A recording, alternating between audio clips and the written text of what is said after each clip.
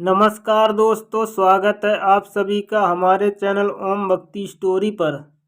दोस्तों, आज हम आपको सुनाएंगे एक बिल्ली जो रानी बन गई। अगर आप हमारे चैनल पर नए हैं, प्लीज़ हमारे वीडियो को लाइक करें, चैनल को सब्सक्राइब करें और शेयर करें।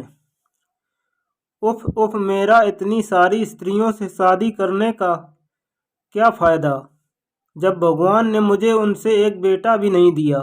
अगर मैं मर गया तो मेरा नाम तो इस देश से मिट ही जाएगा। ऐसा कहते हुए कश्मीर का एक बहुत बड़ा राजा अपने जान खाने में गया और उसने अपनी बहुत सारी रानियों को धमकी दे दी कि अगर उन्होंने उसको अगले साल में एक बेटा नहीं दिया तो वह उनको अपने राज्य से निकाल देगा।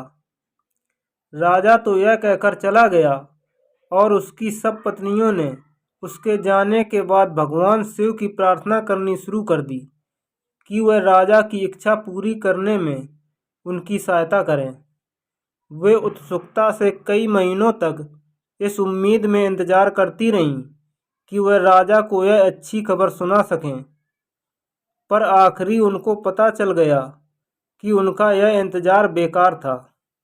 अगर उनको शाही महल में रहना है तो उनको कुछ और तरकीब इस्तेमाल करनी पड़ेगी। सो नियत समय पर राजा को सूचित कर दिया गया। उसकी एक रानी को बच्चे की आशा हो गई थी। कुछ समय बाद यह खबर फैल गई थी कि उस रानी को एक बेटी हुई है, पर जैसा कि हमने बताया ऐसा कुछ ही नहीं था और ऐसा कुछ हुआ भी नहीं। तो फिर सच क्या था?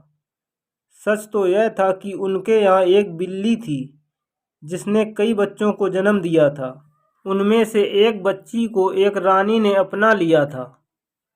जब राजा ने यह खबर सुनी तो वह तो बहुत खुश हो गया। उसने बच्चे को अपने पास लाने के लिए कहा। रानियों ने यह तो पहले से ही सोच रखा था कि राजा की यह इच्छा तो स्वाभाविक थी और वह ऐसी इच्छा करेगा भी। इस बात के लिए वे पहले से ही तैयार थीं।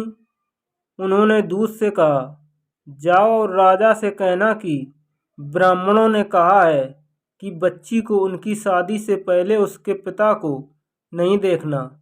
इस तरह से यह मामला कुछ समय के लिए टल गया। राजा भी लगातार अपनी रानियों से अपनी बेटी के बारे में पूछताछ करता रहता था। रानियां उसको उसके बारे में अच्छा अच्छा बताती रहती। उसकी सुंदरता के बारे में, उसकी होशियारी के बारे में। यह सब सुन सुनकर राजा बहुत खुश होता रहा। हालांकि राजा एक बेटा चाहता था, पर वह यह सोचकर संतुष्ट हो गया कि भगवान ने उसको बेटी ही दी तो कोई बात नहीं, उसके लिए एक ऐसा दूल्हा तलाश करेगा जो उसके लायक हो और फिर बाद में उसका राज संभाल सके। समय आने पर राजा ने अपनी बेटी के लिए दूल्हे की खोज करनी शुरू की। एक अच्छा, होशियार और सुंदर लड़का ढूंढ लिया गया और शादी की तैयारियां शुरू हो गईं। अब राजा की रानियां क्या करें? अब तो उनके लिए अपने धोखे को आगे बढ़ाना नामुमकिन हो गया। दूल्हा आएगा तो वह अभी अपनी होने वाली पत्नी को देखना चाहेगा। इसके अलावा राजा भी अब अपनी बेटी को देखना चाहेगा। सो उन्होंने सोचा कि अच्छा तो यही होगा कि हम राजकुमार को यहाँ बुलाएं और उसको सब बता दें। फिर जो होता हो उसका इंतज़ार करें। अभी हम लोग राजा को छोड़ते हैं, उसको संतुष्ट करने के लिए फिर बाद में सोचेंगे। सो उन्होंने राजकुमार को बुलाया और उसको सब कुछ बता दिया। उन्होंने उससे यह पहले ही वादा करवा लिया कि वह इस बात को अपने तक ही सीमित रखेगा, यहाँ तक कि अपने माता पिता को भी नहीं बताएगा। शादी बहुत धूमधाम से मनाई गई, जैसे कि इतने बड़े और अमीर राजा की बेटी की होनी चाहिए। राजा को इस बात के लिए आसानी से मना लिया गया कि वह पालकी में बैठी दुल्हन को अभी ना देखें। पालकी में केवल बिल्ली ही थी और वह राजकुमार के देश सुरक्षित रूप से पहुंच गई। राजकुमार ने जानवर की बहुत अच्छी तरह से देखभाल की और उसको अपने निजी कमरे में बंद करके रखा। उसके कमरे में वह किसी को घुसने नहीं देता था, अपने माता पिता को भी नहीं। एक दिन जब राजकुमार वहाँ नहीं था तो उसकी माँ ने सोचा कि वह आज बेटे के कमरे में बाहर से ही अपनी बहू से बात करेगी। सो वह बेटे के कमरे के बाहर ही खड़ी होकर जोर से बोली, बहू, मुझे बहुत अफसोस है कि तुम यहाँ इस कमरे में बंद हो और तुमको किसी से मिलने की इजाज़त नहीं है। इस बात से तुम जरूर ही बहुत दुखी होगी। खैर, आज मैं बाहर जा रही हूँ। तुम अगर चाहो तो आज बिना किसी डर के, कोई तुम्हें देख लेगा, बाहर निकल सकती हो। तुम बाहर आओगी ना?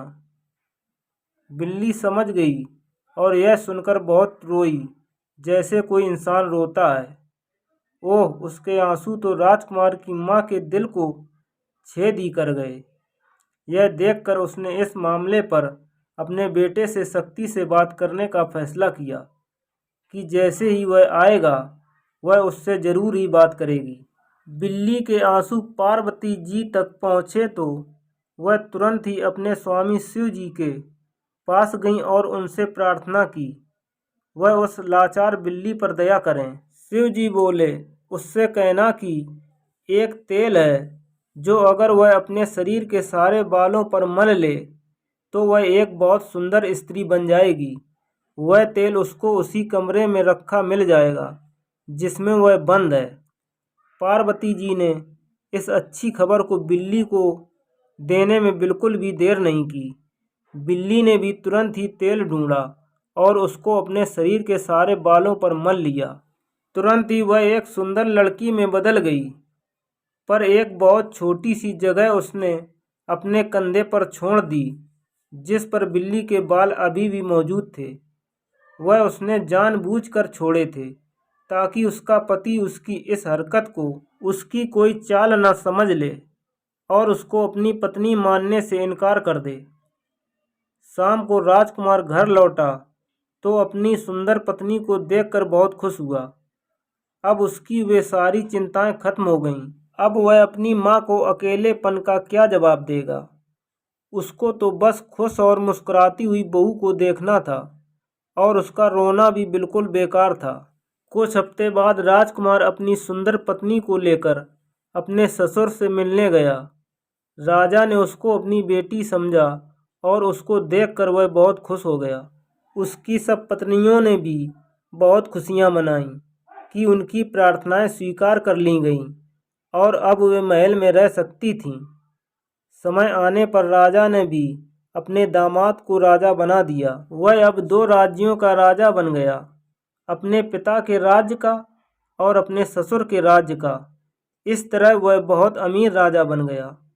तो दोस्तों, अगर आपको हमारी कहानी अच्छी लगी हो तो प्लीज़ हमारे वीडियो को लाइक करें, चैनल को सब्सक्राइब करें और कमेंट करें। धन्यवाद।